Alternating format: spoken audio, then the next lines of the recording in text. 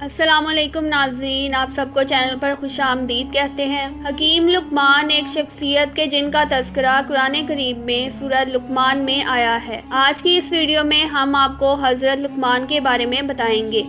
ناظرین، ویڈیو کو شروع کرنے سے پہلے آپ ہمارے چینل کو سبسکرائب کر دیں اور بیل آئیکن پریس کرنا مت بھولیے گا تاکہ آنے والی ہر نیو ایپیسوڈ آپ کو بر وقت ملتی رہے۔ حضرت لقمان نبی تھے یا نہیں؟ علامہ ابن کثیر اپنی تفسیر میں لکھتے ہیں، اس میں سلف کا اختلاف ہے کہ حضرت لقمان نبی تھے یا نہیں تھے۔ اکثر حضرات فرماتے ہیں کہ آپ نبی نہ تھے، پرہیزگار ولی اور اللہ کے پیارے بزرگ بندے تھے۔ حضرت سعید بن مسیب فرماتے ہیں، آپ کو حکمت عطا ہوئی تھی لیکن نبوت نہیں ملی تھی۔ حضرت مجاہد کا قول ہے کہ حضرت لقمان نبی نہ تھے، نیک بندے تھے، سیاہ فام غلام تھے۔ باحوالہ تفسیر ابن کثیر جلد نمبر 4 صفحہ نمبر 190۔ ایک مجلس میں کسی نے پوچھا کہ یہ مرتبہ کیسے ملا؟ فرمایا، سچ بولنے اور بیکار کام نہ کرنے سے۔ اور روایت میں ہے کہ آپ نے اپنی بلندی کی وجہ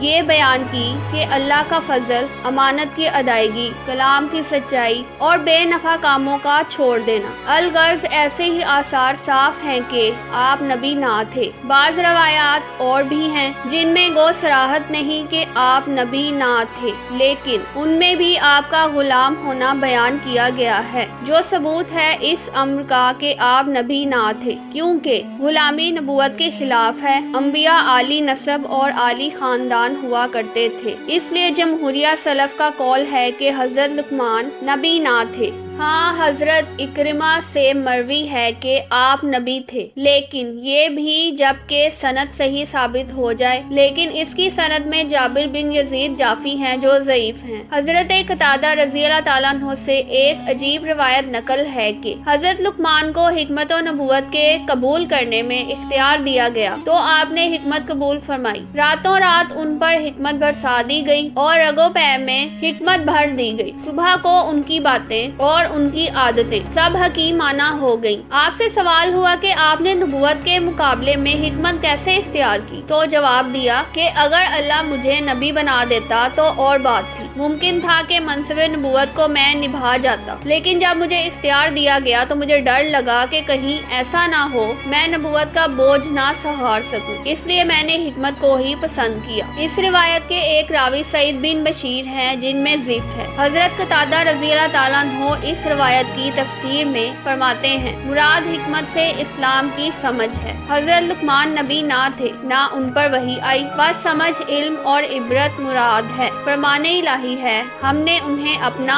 شکر بجا لانے کا حکم فرمایا تھا کہ میں نے تجھے علم و عقل دی ہے اور دوسروں پر جو بزرگی عطا فرمائی ہے اس پر تو میری شکر گزاری کر۔ شکر گزار کچھ مجھ پر احسان نہیں کرتا، وہ اپنا ہی بھلا کرتا ہے۔ ویڈیو کو لائک کریں اور چینل کو سبسکرائب کریں اور بیل آئیکن کو پریس کر دیں۔ شکریہ۔